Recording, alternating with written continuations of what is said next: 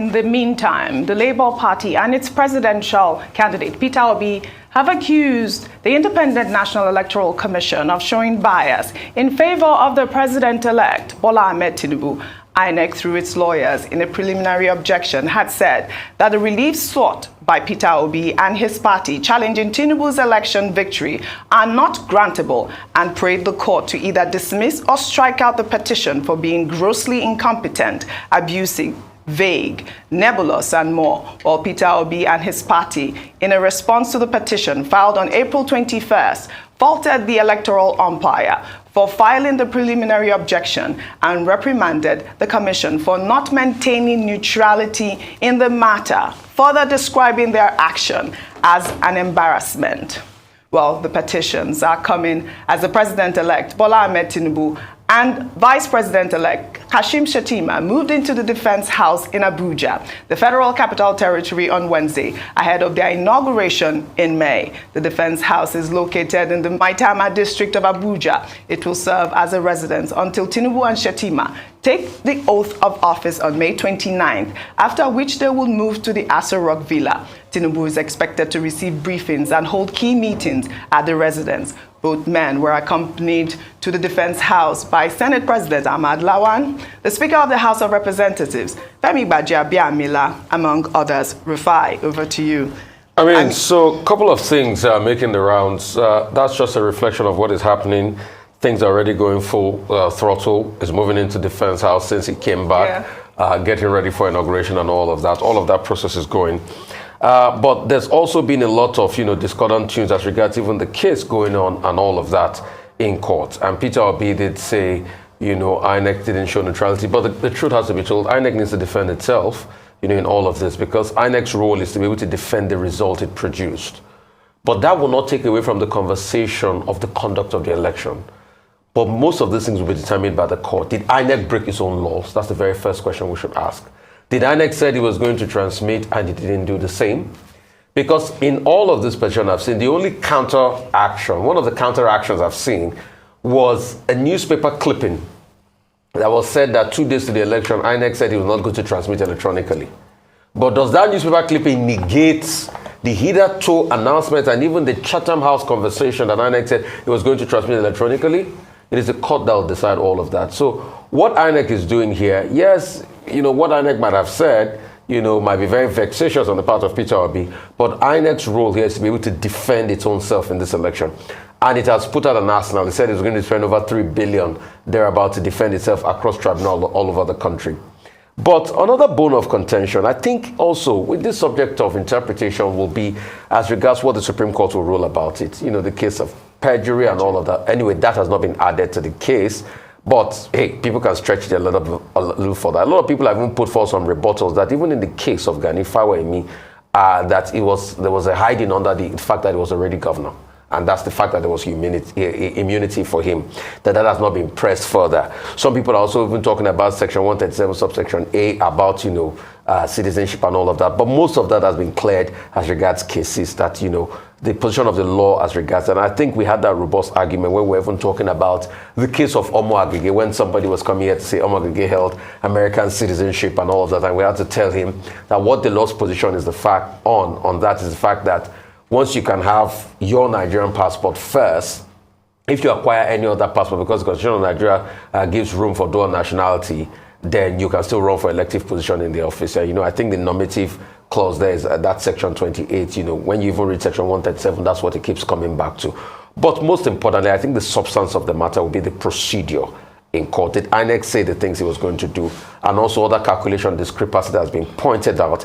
And like it's been enunciated even with the case of Obiakpo, that Premium Tide did an exclusive report to discover that the result that INEC said was not the result on the IRF portal in Obiakpo. But also, the court will be able to decide all of that. Well, all right. We'll take another story. Billionaire businessman Femi Otedola, who has been likened to Carl Icahn, one of the most dangerous investors in the world for his shrewd business moves, has been making headlines after his recent acquisition of 6.3% shares in Transcorp, making him the second largest shareholder of the company behind UBA nominees, Well, before the acquisition, Transcorp was controlled by Tony Elumelu, the chairman of UBA, who took control of the company in 2012.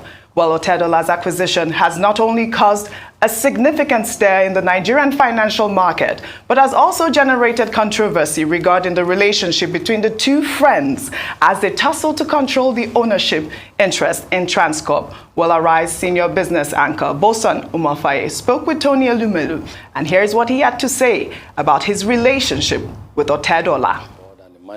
Femi Otedola is my very good friend. That's good to know. There are only two people I follow on the Instagram, my wife and Femi Otedola. That tells you the level of friendship that we have. And he's a man you got to follow Arise. Yeah. You have to follow Arise News. Okay, we'll consider that. My team will advise. But he's a man I admire and I respect, and he's a friend. In fact, we actually call ourselves brothers. So I welcome Femi's, I call him FO or Otedola. I welcome his investment in Transcorp. Yeah. That is what we want. I mean, come on. People get sentimental and emotional at times for no reason. But two of you are in similar business. He's into power business, you are into power business as well. And what's wrong? There can be cross-holdings. You know, abroad, or even in Nigeria, we go on international road shows. What do? We go talk to investors to say, please come and invest in our companies. I'm happy to see an indigenous active investor community. I want to see, and I'm happy that Femi is investing locally, and he should be commended for that. You know, and I also welcome his investment in Transcorp, because the more people show interest in the activities, in the performance of the company, the more people invest in the company, the better for all shareholders. All right. I mean, I really liked that comment by Tony Elumelu, because as you know, a lot of people had been commenting on social media, basically regarding their relationship. Femi Otedola and Tony Elumelu, as you know, as Tony has said, that he follows only his wife and Femi Otedola on Instagram. But I think the main idea is the fact that Femi Otedola has been known as one person who, you know, whatever he touches his hands on turns to gold. And I see that now there is more interest in Transcorp because of his investment at this point. And also the fact that, you know, like I said earlier, I likened him to Carl Icahn because he's been known for his hostile takeover in the corporate world. But I think that because Femi Otedola had done that deal with First Bank, and the fact that the way he took over First Bank, a lot of people thought that, you know, he wants to go into Transcorp to take over Transcorp. And there's also some side remarks about people saying maybe that's why Tony Elumelu came out to also give out this interview. But, you know, I'll take a tweet. When Femi actually bought the shares, you know, the conversation was online. I'll take a tweet from Morris. I think Femi had, you know, posted a picture of himself and his son on Instagram, and he wrote, this is from Morris, who wrote, Femi Otedola posts a picture of himself and his son having a 6 weeks vacation in New York City.